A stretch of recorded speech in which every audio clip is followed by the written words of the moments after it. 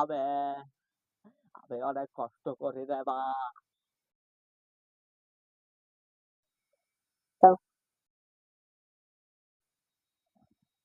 ভাই ভাই, আপনি বলে মান্নার ডায়লগ দিতে পারেন আর মান্নার কণ্ঠে বলে কথা বলতে পারেন। ঘটনা হচ্ছে আমি মান্নার কণ্ঠে কথা বলতে পারি, কিন্তু ভাই ভিডিও ছাড়লে মানুষ লাইক কমেন্ট সাবস্ক্রাইব কিছুই করে না। এই জন্য ভাই মানে ডায়লগ দুইলে আর ভালো লাগে না। দিতে পারি একটু একটু পারি। তবে আপনি যখন বলছেন আপনাকে আমি শোনাবো, আপনার মনের আশা পূরণ করবো। তাহলে শুনুন আমার মান্নার ডায়লগ, বেশি দেরি না করে তাহলে ডায়লগটা দিয়ে নিই।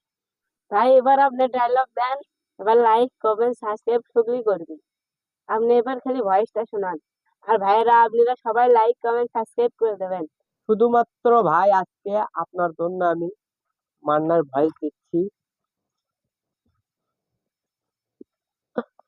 পারা এই বা 30 বছর বা তোর জন্য আমার বুকের মধ্যে তাও তাও করে আগুন জ্বলা, খোদার কসম বাবা।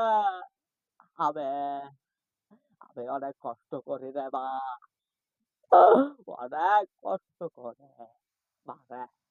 তুই শুধুমাত্র একটা কথা কবা, এই মা কথা ক, এই এই আমার মানে কথা কয় না, আমার বাবা তো কথা বলতে পারলাম।